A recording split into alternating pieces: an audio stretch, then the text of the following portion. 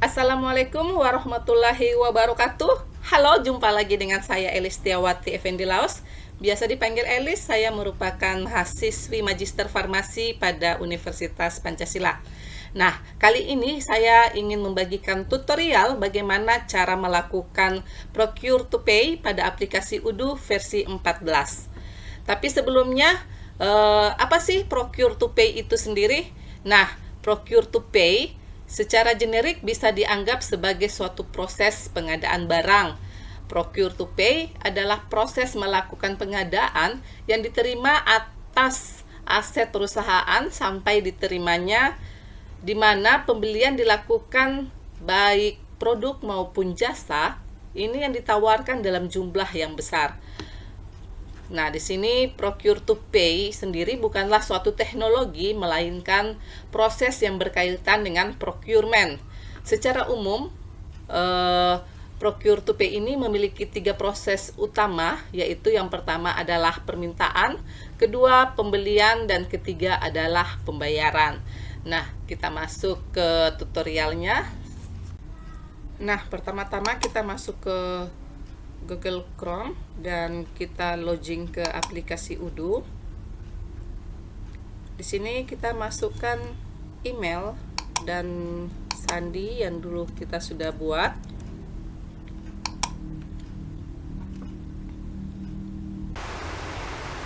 Setelah itu kita langsung hubungkan.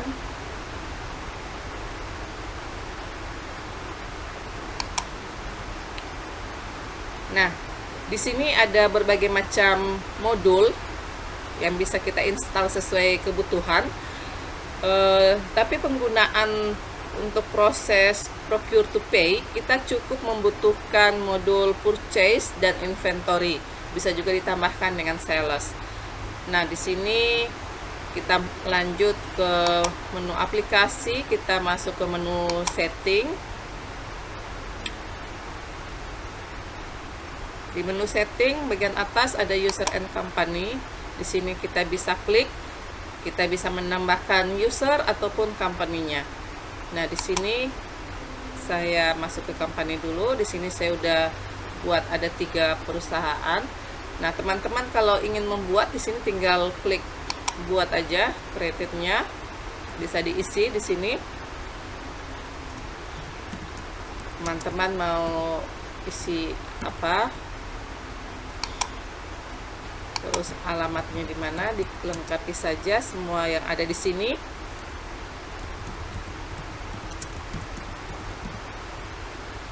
Setelah itu bisa di save.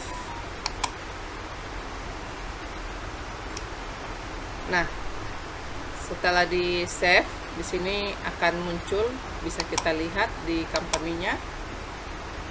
Sudah ada ya yang tadi kita buat, ini beta. Nah, berikutnya kita masuk ke user. Di user ini, di sini kita bisa buat sesuai kebutuhan. Berhubung ingin membuat Procure to Pay, kita pakai Purchase ya. Di sini saya menggunakan nama Rizky. Emailnya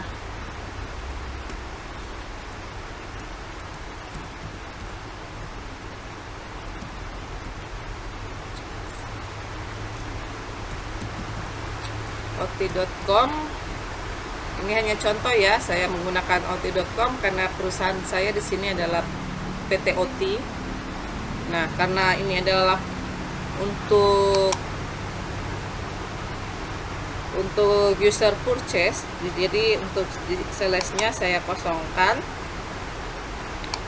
inventory-nya juga saya kosongkan, untuk purchase-nya tetap.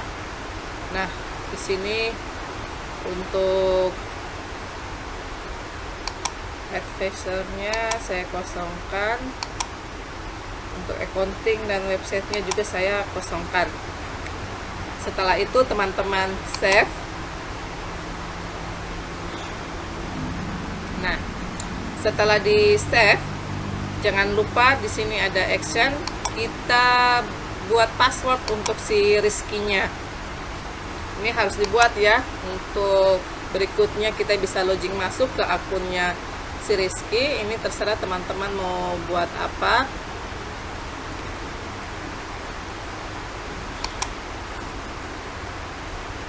Kita klik change password.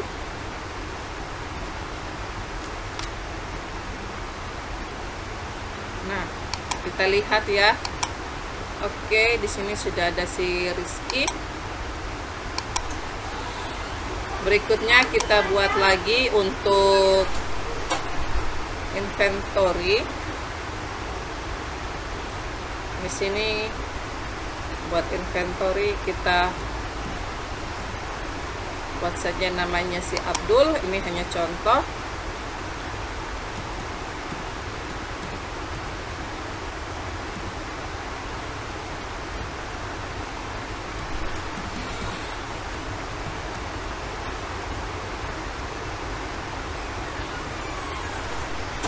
Nah, kalau untuk inventory sini purchase-nya bisa user aja, yang lainnya kita kosongkan. Setelah itu kita save.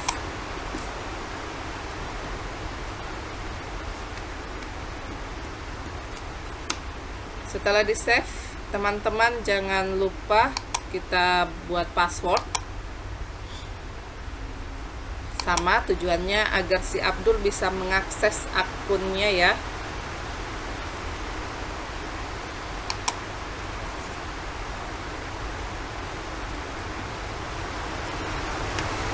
Oke, setelah itu kita lihat ya.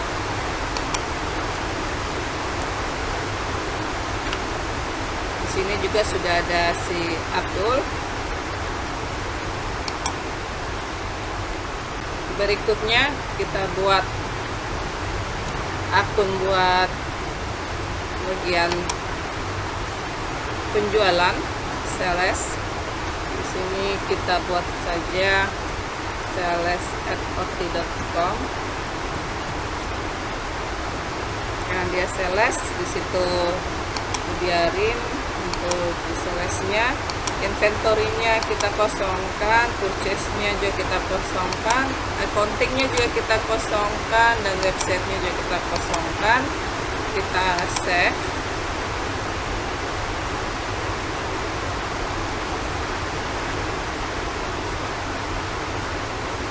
Jangan lupa dibuatkan password untuk Siti.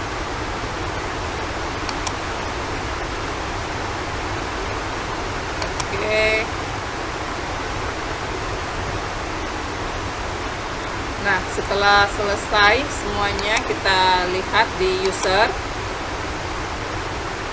Oke, di sini sudah ada Abdul, Rizky, dan Siti. Nah, kita lihat untuk purchase untuk si Rizky ya. Kita lihat, kita logout dulu si Elis. Nah, kita masukkan email dari si Rizky tadi. Dia adalah purchase, dan masukkan password dari si Rizky. Di sini kita login.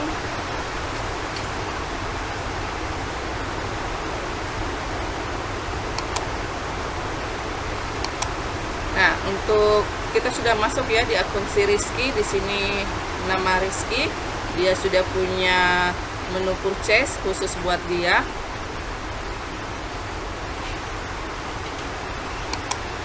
Dan coba kita lihat untuk inventory atau warehouse-nya si Abdul. Kita masukkan emailnya dan password yang tadi sudah kita buat.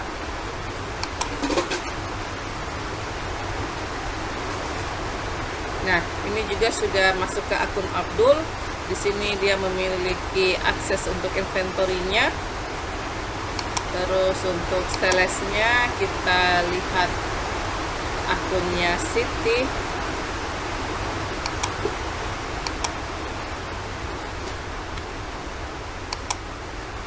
Kita login.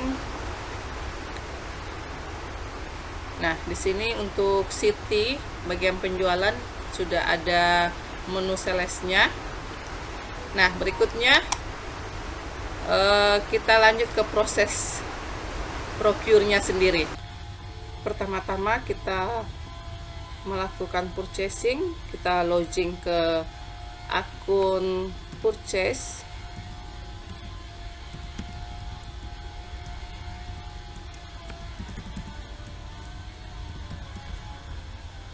Masukkan password yang telah kita buat tadi, kita login.